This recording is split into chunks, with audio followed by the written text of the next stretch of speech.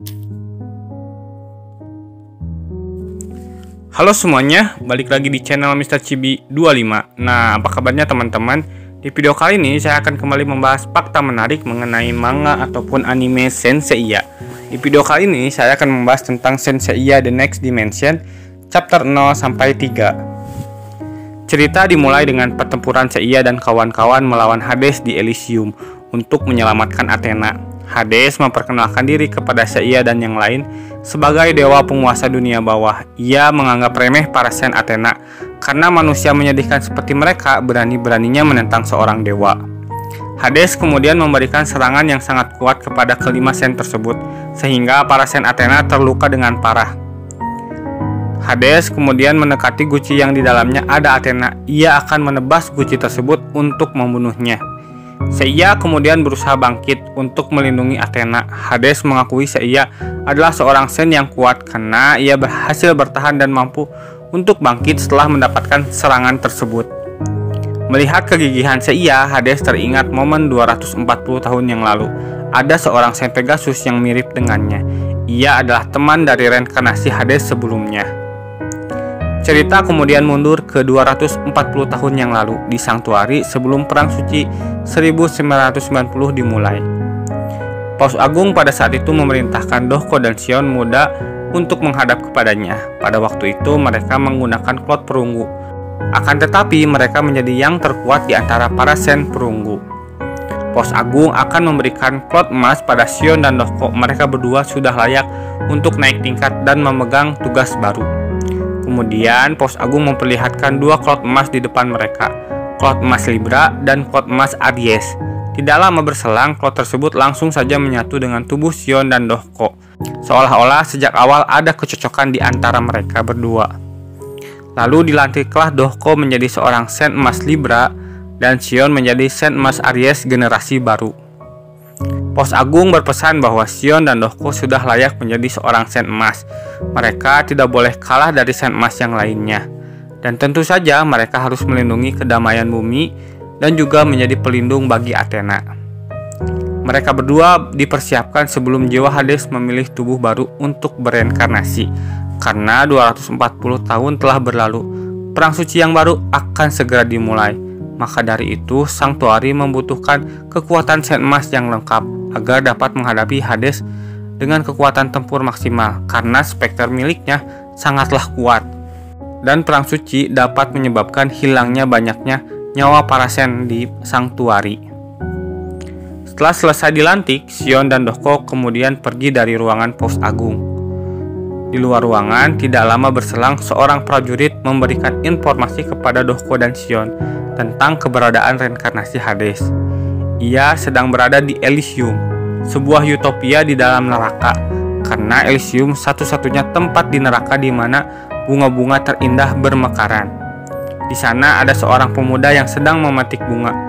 Pemuda tersebut akan dijadikan wadah Hades selanjutnya. Setelah mendengar informasi tersebut, Dohko kemudian bergegas untuk pergi menuju Elysium. Ia ingin segera merobek kepala anak tersebut agar Hades tidak bisa bereinkarnasi. Shion mencoba menghentikan Dohko. Ia menyuruh untuk mendiskusikan terlebih dahulu dengan Paus Agung ataupun para Sen emas yang lain. Dohko menolak dan mengatakan tidak ada waktu lagi. Kemudian Shion mencegah Dohko, meskipun ia harus membunuhnya jika itu perlu, ketika Dohko masih tidak mau mendengarkannya. Dohko dan Shion kemudian saling beradu jurus. Namun setelah itu, Dohko segera bergegas untuk pergi. Shion masih saja mencoba menghentikan Dohko. Pertarungan antar Sen emas bukan waktu yang tepat untuk dilakukan.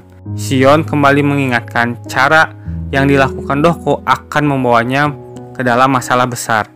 Karena Paus Agung telah memberitahu para Sen bahwa perang suci baru akan segera dimulai.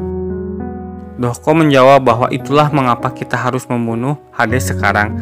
Dalam perang suci terakhir 240 tahun yang lalu, Athena dan Hades bertempur sampai mati. Saat itulah Athena mempertaruhkan nyawanya. Tapi di perang suci kali ini, Dohko yang akan mempertaruhkan nyawanya agar nyawa Athena bisa selamat. Shion akhirnya paham maksud dari Dohko. Akan tetapi, bukan hanya Dohko yang satu-satunya akan mempertaruhkan nyawanya.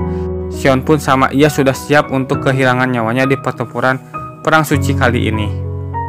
Tiba-tiba sebuah cahaya menarik Dohko dan Sion ke tempat lain. Mereka kemudian tersadar dan bertemu dengan seorang anak yang nantinya akan dijadikan wadah Hades. Dari tubuhnya terpancar kosmo yang sangat hebat. Kosmo di sekelilingnya seperti penghalang yang tidak dapat ditembus dan menolak apapun yang mendekati mereka. Kosmo di sekelilingnya seperti penghalang yang tidak dapat ditembus dan menolak apapun yang mendekatinya. Anak laki-laki itu, kekuatan kosmonya benar-benar seperti dugaan Dohko. Selama ratusan tahun, Hades memperoleh kehidupan baru, tetapi syarat untuk mendapatkannya, dia harus mengambil tubuh anak laki-laki paling murni di dunia. Dalam periode waktu sekarang, anak tersebut adalah tubuh Hades yang baru. Nama anak tersebut adalah Alone. Kemudian ia menghampiri Dohko yang terlihat terluka. Ia mencoba melihat luka dari Dohko. Kemudian ia menanyakan apakah Dohko seorang petualang. Kemudian Alone mengobati Dohko dengan sebuah bunga yang ia petik. Alone berada di sana karena dikirim oleh guru seninya untuk melihat bunga-bunga tersebut. Ia pun merasa senang karena bisa membantu Dohko. Kosmo yang kuat yang mengaliri Alone telah menghilang. Sion kemudian mengambil posisi untuk menyerangnya. Jika Sion bertindak sekarang, maka akan menjadi akhir dari kebangkitan Hades. Namun keraguan malah muncul dari diri Dohko. Apakah benar Sion akan membunuh anak tersebut? Sion kembali meyakinkan dirinya, jika membunuh Alone sekarang, maka Hades tidak akan memiliki tubuh untuk kembali. Tidak akan ada perang suci dan tidak akan ada yang mati sia-sia. Sion pun tahu dia tidak bersalah. Ia harap Alone memaafkan Sion karena membunuhnya. Namun semua itu demi kebaikan dunia. Tiba-tiba terdengar suara dari arah lain. "Tunggu! Hei, apa yang kamu coba lakukan dengan temanku Alone?" "Pegasus," Alone menjawab.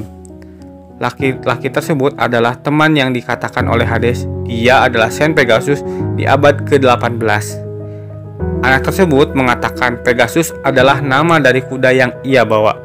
Nama anak tersebut adalah Tenma, sambil melancarkan serangan Pegasus Ryuseiken kepada Dohko dan Sion. Namun sayangnya serangan tersebut tidaklah mempan. Butuh kosmo yang kuat untuk bisa menyerang seorang Saint Emas. Sion dan Dohko kemudian menanyakan dari mana ia mempelajari jurus tersebut. Tenma kembali menyerang dengan jurus Pegasus Ryuseiken sebagai pengalihan. Kemudian ia membawa Alone pergi menjauh dari Dohko dan Sion karena mereka dianggap sangat berbahaya. Nah, itulah untuk video kali ini. Terima kasih telah menonton. Jangan lupa like, komen, dan share.